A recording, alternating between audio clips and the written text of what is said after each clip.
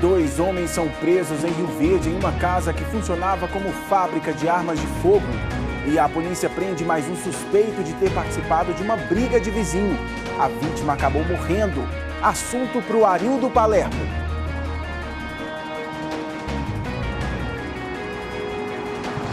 Exatamente, Tiago. Esse suspeito foi localizado e preso pela Companhia de Policiamento Especializado de Rio Verde e agora segue para casa de prisão provisória. Lembrando que esse crime resultou na morte de um homem de 26 anos. Daqui a pouco, todos os detalhes. Estou te esperando então, Arildo. Em Anápolis, um homem é atropelado por um motorista que estava disputando racha na principal avenida da cidade. A Beira Rio é o ponto mais famoso da cidade de Itumbiara, mas o local está precisando de cuidados. Quem diz isso são os moradores. Isso aqui, se melhorar mais, fica ótimo. Sou um cara muito feliz em ver tudo isso aqui. Se melhorar mais, fica ótimo, excelente. É o que eu posso dizer para vocês. Eu acho a Beira Rio, ela é linda, cara. Tem que zelar dela realmente, que é um lugar que a gente tem na cidade, né, para os passeios, porque é o bairro da cidade que a gente mora, que tem lugar de passear é aqui. E os destaques do esporte, hoje com a Carla Izumi. Oi pessoal, hoje a gente vai falar da rodada de ontem dos estaduais e que foi surpreendente para alguns times, né? A gente fala ainda um pouquinho da preparação do Atlético para a volta do Brasileirão e do aniversário do Vila Nova, que foi comemorado em uma live cheia de sertanejo. Querida, tô te esperando. Essas e outras notícias agora no Jornal Anhanguera, que está no ar.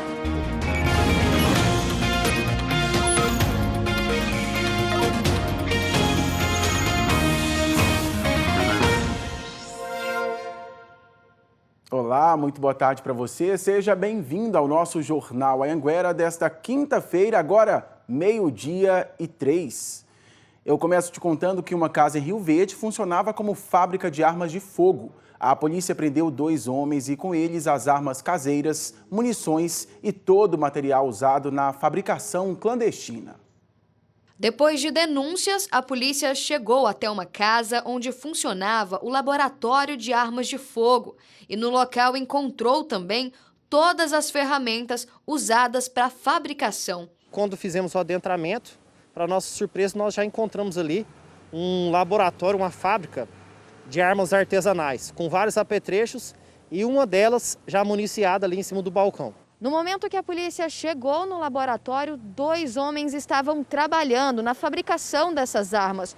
Com eles foram apreendidos 2 revólveres e munições. Inclusive tem imagens que foram passadas para a equipe.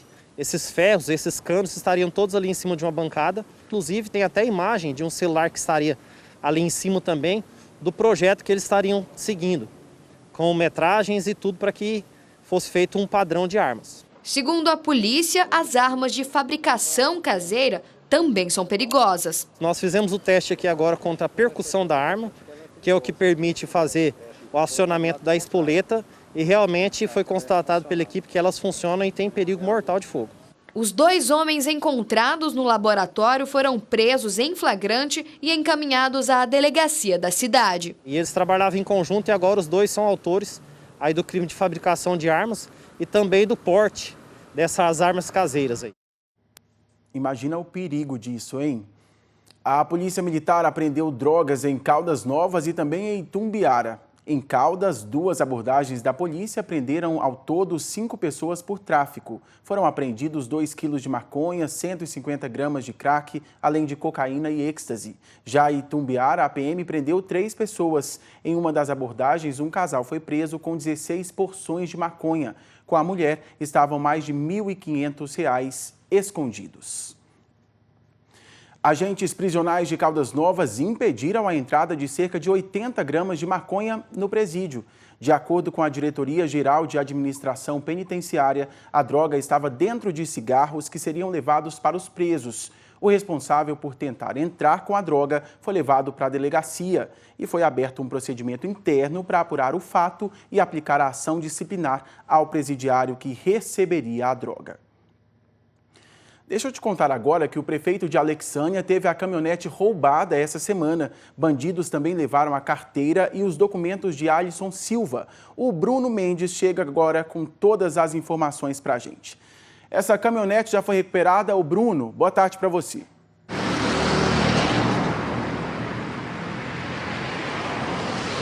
Olá, Tiago. Ótima tarde para você, para todo mundo que está nos assistindo em todo o estado de Goiás. A caminhonete foi sim recuperada pelos policiais aqui na cidade de Anápolis. Esse assalto ao prefeito aconteceu no último dia 28, ou seja, na terça-feira durante a noite. Ele foi abordado pelos assaltantes próximo à casa dele. Inclusive temos imagens dessa abordagem, só que a intenção dos bandidos era exatamente de sequestrar o prefeito, só que de acordo com os relatos, ele conseguiu se desvencilhar ali dos bandidos e correu. Mesmo assim, os assaltantes levaram a caminhonete do prefeito. Sobre a apreensão desse veículo, a gente vai conversar com o aspirante Bueno, que é policial militar aqui de Anápolis, acompanhou essa ocorrência. Obrigado pela entrevista, aspirante. Em que situação vocês encontraram a caminhonete aqui na cidade? Boa tarde. Boa tarde, tudo bem? Primeiramente, nós tivemos as notícias que a caminhonete possivelmente teria vindo para a cidade de Anápolis. Desta forma, os policiais militares do 28º Batalhão, da Força Tática do CRPM, que é um convênio da Prefeitura de Anápolis, e do 4º Batalhão, aumentaram o patrulhamento na intenção de localizá-la. Ela foi encontrada no bairro Jardim das Américas, estacionada perto de um condomínio. Estava esfriando para que depois os ladrões pudessem vir pegá-la. Tá certo. E essa recuperação foi próximo a qual região aqui na cidade? Próximo ao bairro Jardim das Américas. A caminhonete estava abandonada, cara. Sim, estava abandonada. Provavelmente naquele processo de esfriamento. Os bandidos tinham deixado isso para depois buscarem. Sim, provavelmente para que depois viessem buscá-la. Já existe alguma suspeita sobre quais pessoas deixaram essa caminhonete ali? A Polícia Civil ficou a cargo das investigações e tudo mais, e mais tardar deve achar os prováveis suspeitos, sim. Tá certo, obrigado, aspirante Bueno. Falando sobre a recuperação da caminhonete, Tiago, o prefeito Alisson Silva, lá de Alexânia, inclusive gravou vídeos para as redes sociais dizendo que estava tudo bem, tudo não passou de um susto, e que o departamento jurídico da prefeitura já estava providenciando toda a documentação sobre o registro dessa ocorrência, mas que tudo terminou bem. A gente, inclusive, nós temos um vídeo em que a delegada fala sobre toda a investigação e sobre o trabalho, né, nesse caso do assalto ao prefeito de Alexânia. Vamos assistir. Conseguimos, através do rastreamento do sinal do celular, verificar que essa caminhonete estava em Anápolis e foi mobilizar tanto a Polícia Civil quanto a Polícia Militar e conseguimos, né, localizar a caminhonete ontem, já quase meia-noite. Acrescentando que os autores ainda não foram identificados, a Polícia Civil vai trabalhar agora nesse sentido. E só tem aquelas imagens, os vídeos, né, mas ainda não foi possível a identificação deles.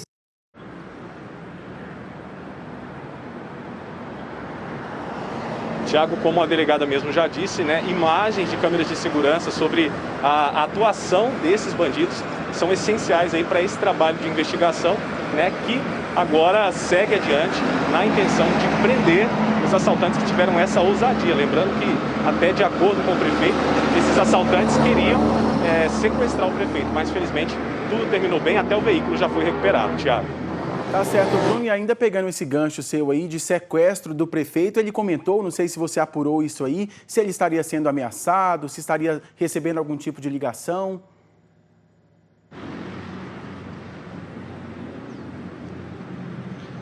Não, Tiago, o prefeito viu até essa situação como uma surpresa, porque segundo o que foi apurado até o momento, né, não existia nenhum tipo de ameaça contra o prefeito, nenhuma situação que possa explicar essa atitude. O que a polícia está investigando é se esse crime ele já foi premeditado, né, se esses bandidos já tinham pensado em tudo antes dessa ação. Mas é uma investigação que começou, ainda está em andamento. Qualquer nova informação a gente traz aqui para o nosso telespectador. Beleza, Bruno, obrigado por sua participação. Agradeço também ao seu entrevistado. Boa tarde. E olha, mais um suspeito de envolvimento na morte de um homem em Rio Verde foi preso. Esse crime teria acontecido depois de uma briga entre vizinhos. Vamos para Rio Verde, então, bater um papo com o Arildo Palermo, que tem os detalhes dessa história. Esse crime foi chocante e impressionou muita gente aí em Rio Verde e região também, né, Arildo? Boa tarde para você.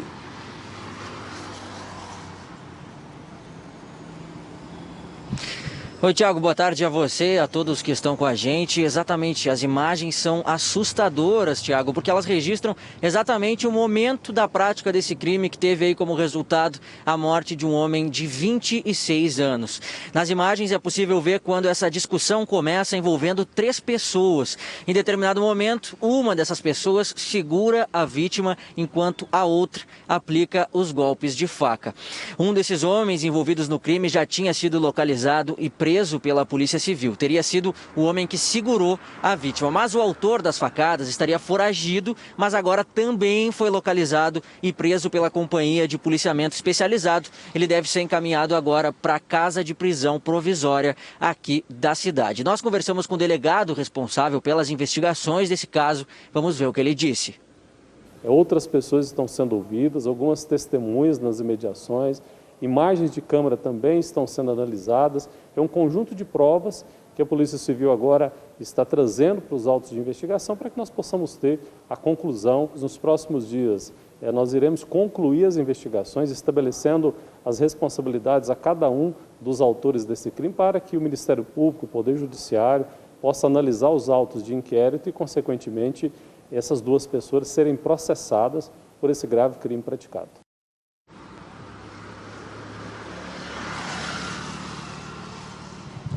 Tiago, a Polícia Civil deve concluir esse inquérito até o fim da semana que vem e nós tentamos contato com as defesas dos envolvidos, mas não conseguimos. Com você no estúdio. Muito obrigado por sua participação, Arildo. Bom trabalho para você. E em Niquelândia, no norte do estado, o barulho gerado por uma academia de ginástica virou caso de justiça. O problema começou ainda durante a construção da academia. No processo, a idosa alega que teve problemas de saúde agravados devido à grande quantidade de poeira que invadiu sua residência. Mas o estopim foi o barulho gerado por esse climatizador que fica na parte externa da academia e que fica em cima da janela do quarto onde a idosa passa boa parte do dia. A liminar da Justiça determina a interdição e suspensão das atividades da academia, que fica em Niquelândia. A decisão é da juíza Mônica Miranda Gomes de Oliveira, da 2ª Vara Civil do município. Ainda na decisão, a juíza ordena a retirada do climatizador de perto do quarto da idosa. Ordena ainda que no estabelecimento comercial seja instalada acústica, para evitar, por exemplo, que o barulho dos equipamentos caindo ao chão incomode a idosa. Como esse climatizador ficou em cima da janela do quarto dela, e ela, por ser uma pessoa de idade, com vários problemas de saúde, fez recentemente uma cirurgia da coluna, passa boa parte do dia acamada ali dentro do quarto. Então, com os ruídos provocados por esse climatizador, tornou insuportável para ela ficar lá dentro. Para voltar a funcionar, a academia precisa tomar medidas eficazes para adequar o nível de ruído do local, sob pena de desobediência e multa que pode chegar a R$100 mil. Todos os procedimentos estão procurando adequar, tá? E acredito que logo estaremos de volta com todo o vapor, dando saúde e sucesso para o pessoal aí. Barulho não dá não, né? Olha aí, do norte do estado, a gente corre lá para o sudoeste para falar de um golpe que bandidos estão aplicando em moradores lá de Jataí. Quem vai explicar direitinho essa história para a gente é a minha amiga Tássia Fernandes. Muita gente vítima aí. Tássia, boa tarde.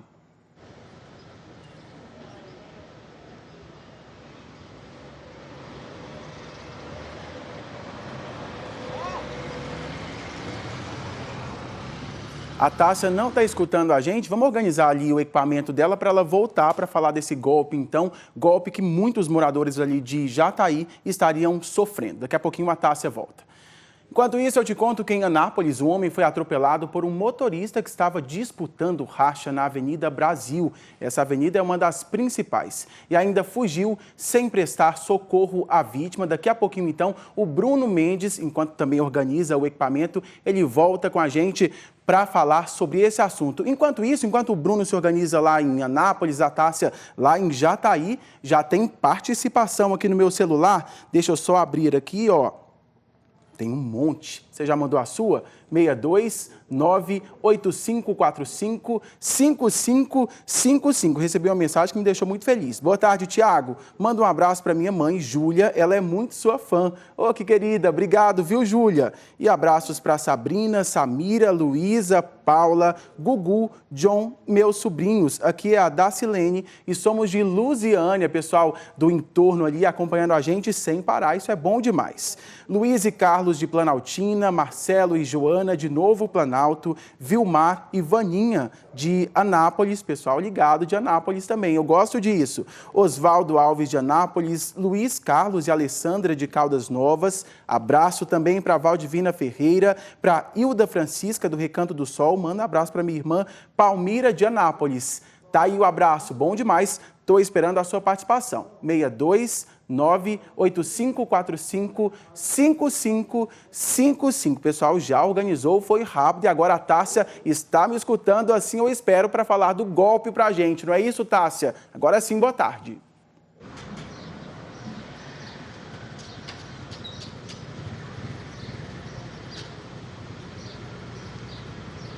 Agora eu te ouço sim, Tiago. Boa tarde para você, para todo mundo que acompanha a gente. Então, nós conversamos com algumas dessas vítimas que inclusive compartilharam com a gente os prints dessas mensagens que elas receberam desses golpistas, né? Esses criminosos já enviavam a mensagem falando sobre a necessidade de receber um pagamento. Em algumas mensagens, o golpista nem especifica, né, nem explica do que seria esse pagamento. Só fala que faltou parte do dinheiro, que precisa receber o restante do dinheiro. Numa outra conversa com outra vítima que perguntou um pouquinho mais, o criminoso diz que é o dinheiro referente ao pagamento de um aluguel. Nesses dois casos, dessas duas vítimas com as quais nós conversamos, elas disseram que só não fizeram o pagamento porque tinham certeza de não estarem devendo nada e já suspeitaram então de que se tratava um golpe. Esses casos estão sendo investigados pela Polícia Civil e o delegado que está à frente das investigações, Ederson Bueno, disse que esse tipo de crime pela internet, por mensagens de celular, tem aumentado bastante nos últimos meses. Vamos acompanhar um trecho da entrevista com o delegado. Cresceu bastante agora nos últimos meses, coincidiu com esse período de pandemia, né? Eu acredito que até mais pelo fato das pessoas estarem interagindo mais, utilizando principalmente o ambiente virtual, né, onde é um ambiente bastante fértil para esse tipo de golpe. Então, principalmente nos golpes que estão relacionados ou que são utilizados no ambiente virtual, a gente tem constatado que realmente houve um aumento significativo.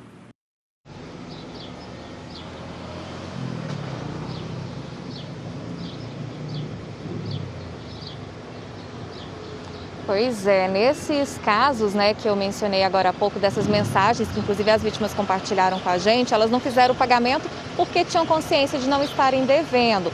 Mas o delegado disse que muitas vezes, apesar da pessoa ter ali certeza de que ela não deve nada, ela acaba ficando com receio, porque o criminoso pressiona tanto, fica fazendo chantagem, dizendo que vai protestar essa dívida, que o nome da pessoa vai ficar sujo.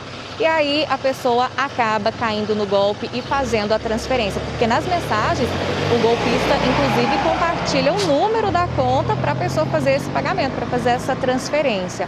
A Polícia Civil agora tenta identificar esses golpistas e, se eles forem identificados, respondem pelo crime de estelionato e a pena vai de 1 até 5 anos de prisão. Tiago.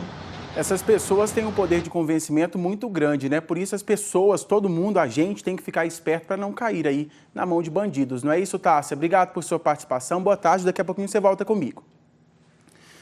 Agora sim, em Anápolis, um homem foi atropelado por um motorista que estava disputando racha na Avenida Brasil e ainda fugiu sem prestar socorro à vítima. Agora a gente consegue então conversar com o Bruno Mendes e a gente estava batendo um papo antes do jornal e você estava me dizendo, ô Bruno, que tinha gente bêbada no meio dessa história, é isso? Boa tarde para você.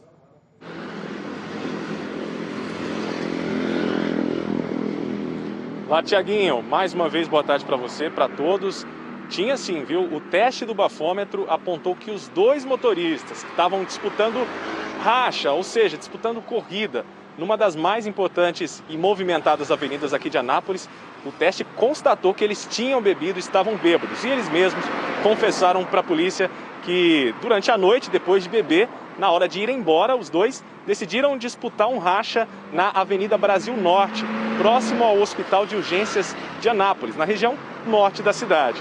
Só que essa brincadeira perigosa e irresponsável não terminou bem, viu, Thiago? Porque um dos motoristas acabou atropelando duas pessoas que estavam em uma moto, o condutor e tinha também uma mulher na garupa. Os dois caíram, foram jogados no chão, tiveram ferimentos. Aí o SAMU socorreu essas pessoas até o hospital municipal aqui da cidade. O motorista que atropelou as duas pessoas na moto, na hora ele decidiu fugir, não ficou no local prestando socorro. Só que o para-choque do carro dele acabou caindo junto com a placa.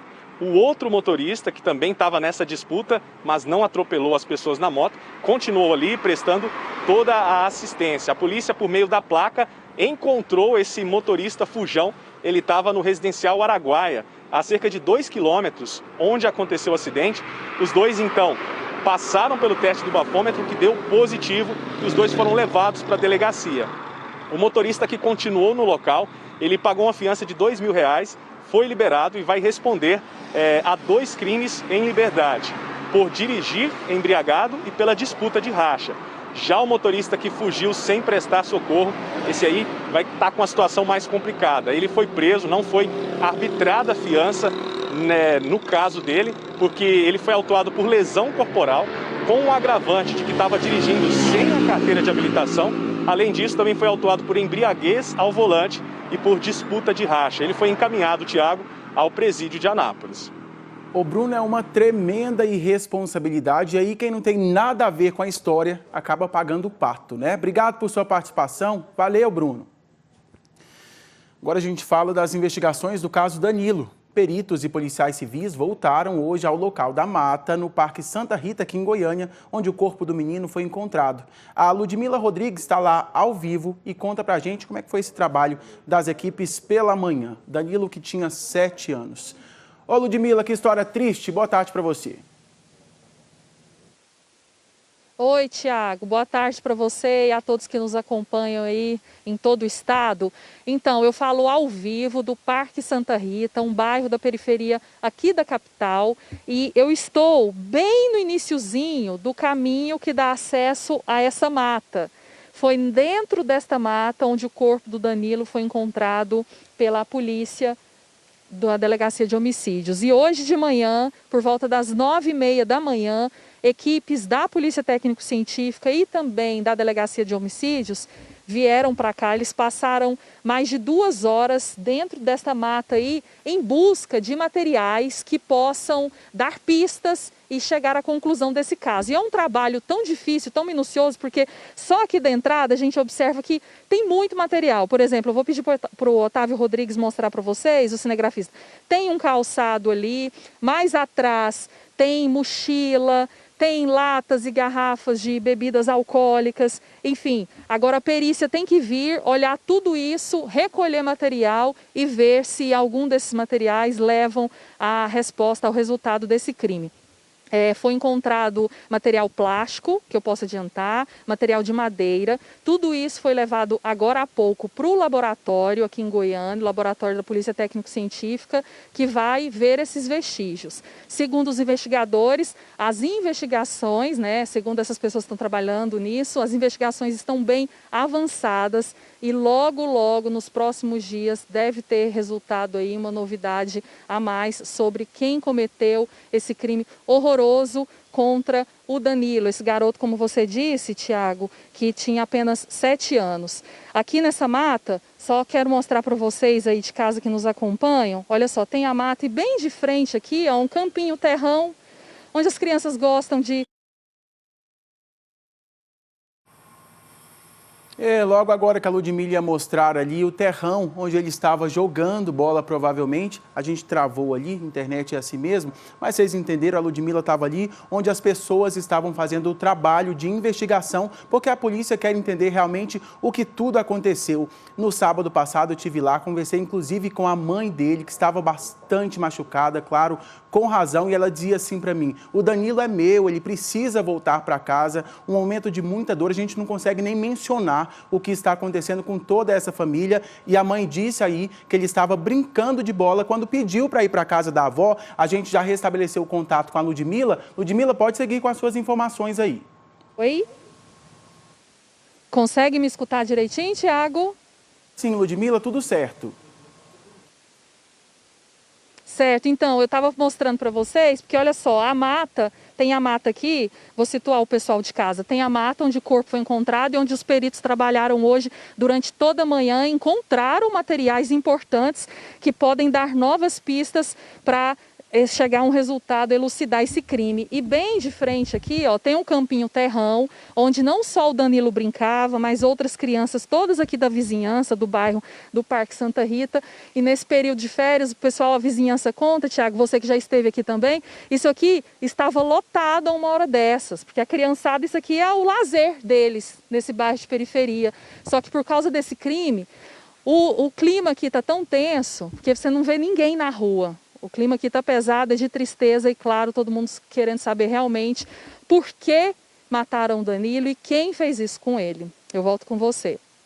Triste demais. É a pergunta que a polícia também tenta responder aí, né? É um momento muito difícil para a família e, claro, as investigações vão trazer essa resposta. Obrigado por sua participação, viu, Ludmila? Enquanto isso, os trabalhos também não param na Delegacia de Homicídios, onde a morte do Danilo está sendo investigada. O Gabriel Garcia está lá desde cedinho e chega agora com outras informações para a gente. Ô, Gabriel, eu quero saber o que você já apurou aí na delegacia. Boa tarde para você. Oi, Thiago, muito boa tarde para você, para todo mundo que nos acompanha no interior do estado. Conto para vocês que de todas essas pessoas que já foram ouvidas nessa força-tarefa que investiga a morte do Danilo, pelo menos 20 dessas pessoas, 20 homens, já tiveram amostras de DNA coletadas. A polícia quer comparar essas amostras de DNA com os vestígios encontrados na cena do crime, onde a Ludmila estava mostrando para a gente agora, comparar também com as roupas do Danilo, com os materiais, com a sujeira que foi encontrada na roupa do Danilo e também com os machucados no corpo da criança. Porque a polícia quer entender se algumas dessas pessoas, por exemplo, ou uma dessas pessoas esteve lá no local do crime, se mexeu no corpo, se teve contato com a criança. E quem vai trazer, quem vai dar essas respostas para a Polícia Civil é a Polícia Técnico-Científica. Todas essas amostras de DNA, seja de sangue, cabelo, saliva, já foram enviadas para o laboratório de DNA da Polícia Técnico-Científica, que fica aqui em Goiânia. Eu conversei hoje de manhã também com os responsáveis por esse laboratório e eles me disseram que estão dando agilidade, estão dando uma prioridade máxima nessas análises, porque eles sabem da importância desse caso e da importância dessas respostas para conseguir chegar a um desses suspeitos. E a gente está acompanhando de perto porque a polícia também, Thiago, está analisando 4 celulares para descobrir se tem alguma mensagem, alguma foto, algum vídeo com relação ao crime e também a localização dos donos desses celulares no dia em que o Danilo foi morto. A gente acompanha de perto e sempre vai atualizando vocês que estão aí com a gente. É com você no estúdio. Combinado, qualquer novidade chama a gente, viu, Gabriel? Boa tarde para você, bom trabalho aí. Mudar de assunto um pouco para te contar que no sul do estado, a Beira Rio é o ponto mais famoso da cidade de Itumbiara. Mas o local está precisando de cuidados, viu? Os moradores reclamam que falta manutenção. A Avenida Beira Rio, além de ser uma das principais avenidas de Itumbiara, é também o cartão postal da cidade. Muita gente aproveita a vista privilegiada para fazer uma caminhada. Há quem goste de pescar. Outros vão mesmo só para contemplar as belezas do rio Paranaíba. Mas quem frequenta o lugar não está muito contente com o que anda vendo. Os brinquedos estão quebrados e soltos, oferecendo riscos para as crianças. Perigo também para quem quer fazer uma caminhada.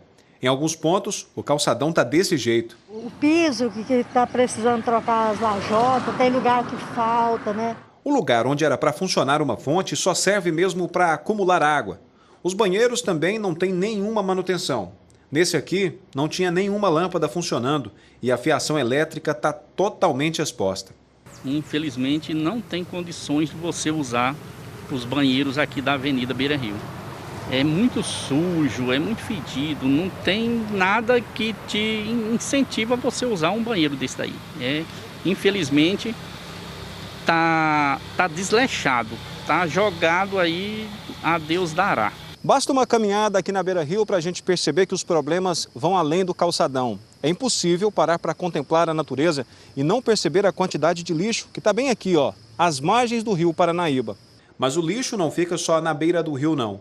É comum ver lixo boiando dentro da água também. Os frequentadores da Beira Rio cobram soluções para tantos problemas, porque o que já é bonito pode ficar ainda melhor. Eu sou um cara muito feliz em ver tudo isso aqui. Se melhorar mais, fica ótimo, excelente. É o que eu posso dizer para vocês. Eu acho a Beira Rio, ela é linda, cara. Tem que zelar dela realmente, porque é o lugar que a gente tem na cidade, né, para os passeios. Qualquer bairro da cidade que a gente mora, a gente tem lugar de passear é aqui. O verde aqui da Beira Rio precisa melhorar, pode fazer uma irrigação também e dar mais vida a essa beleza natural. Um cartão postal não pode ficar assim, né? Claro, a gente foi atrás de respostas. A Prefeitura diz que já foi feito o orçamento, que o trabalho de recuperação do parque deve começar em agosto. Diz também que há um processo aberto para a reforma dos banheiros e que a fiação exposta é consequência de vândalos e furtos, assim como o piso do calçadão que está sendo danificado pelo tráfego de bicicletas e motos, o que é proibido. Sobre as bombas das fontes, já foi feito o levantamento para as novas compras. Já a limpeza na orla está agendada para o próximo mês. QVT na área, o seu Vicente tirou essa foto no início da manhã, às margens do rio Paranaíba. Que fotão! Olha só que imagem bonita aí para encher os nossos olhos, né? A gente faz questão de mostrar essas belezas aí para você de casa. E tem abraço especial nesta quinta-feira para o Maxwell Roberto, lá de Jataí. Olha só, eu conheço ele ia muito na TV lá em Rio Verde, quando eu trabalhava lá para dar abraço. Esse realmente gosta da nossa turma, está fazendo aniversário hoje. Ele que é um grande fã da TV Anhanguera, não perde um só jornal, está sempre ligadinho. E claro, a gente agradece demais o carinho com toda a nossa equipe aqui, viu, Maxwell? E os nossos parabéns para você, muitos anos de vida.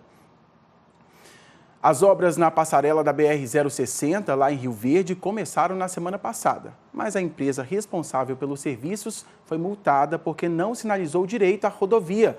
Vamos ver na reportagem da Ana Paula Moreira. Durante a fiscalização, a Polícia Rodoviária Federal constatou que a sinalização no local estava feita de forma errada, colocando em risco os motoristas da rodovia. Eles colocaram 5 cones apenas, sem mais nenhum tipo de sinalização. E os cones já em mau estado de conservação não tinham refletividade. Numa rodovia com trânsito intenso igual esse aqui, não tinha maneira do condutor, do cidadão que está transitando por essa rodovia, saber o que estava acontecendo, vendo aqueles cones soltos ali. Segundo a Polícia Rodoviária Federal, a responsabilidade da sinalização é de quem está fazendo a obra. Nesse caso, a empresa foi multada e precisou refazer todo o serviço para garantir a segurança de quem está trabalhando e dos motoristas que trafegam pela rodovia. Tem aí 200 metros de cones, né? Está sinalizado com 200 metros de cones. Tem um operador de bandeira lá perto da ponte, informando que a pista está em obras. Agora está correto, né? Agora eles podem trabalhar com segurança. A obra de reparo na passarela da BR-060 começou na última semana. Há 8 meses, um caminhão danificou a estrutura. Parte dela ficou sustentada no improviso por vigas de madeira. Um perigo danado. O DENIT disse que ainda não foi notificado pela PRF sobre a sinalização das obras na passarela. Nós tentamos falar com a empresa responsável, mas não conseguimos. A Polícia Civil do Distrito Federal fez uma operação hoje para acabar com um grupo suspeito de invadir contas bancárias pela internet. Vários mandados foram cumpridos em Brasília e aqui também no estado de Goiás. Esse é o destaque da Nayara Santos, que chega com todos os detalhes. Boa tarde, Nayara.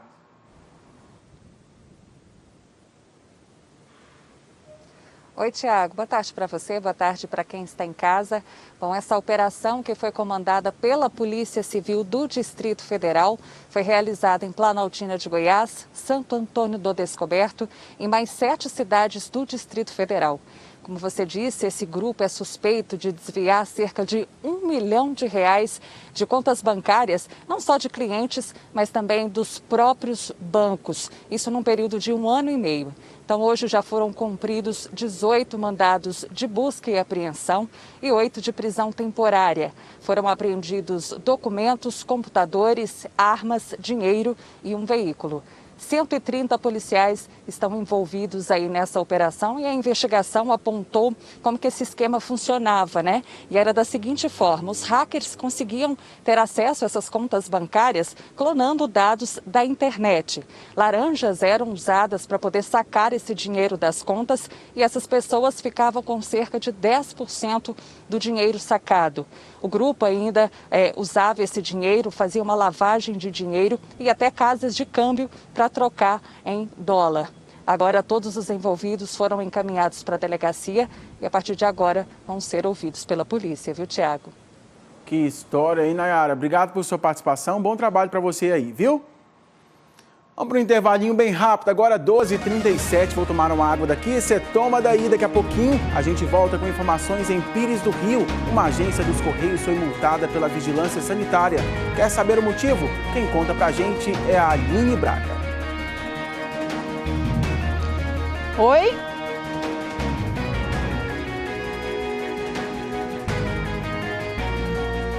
A Aline, você estava no ar, acho que ela estava conversando ali com a nossa produção, daqui a pouquinho ela conta os detalhes completos. E agora a Maria Gabriela Ribeiro, de Lusiânia, chama um intervalo pra gente. Meu nome é Maria Gabriela, de Lusiânia, volta já.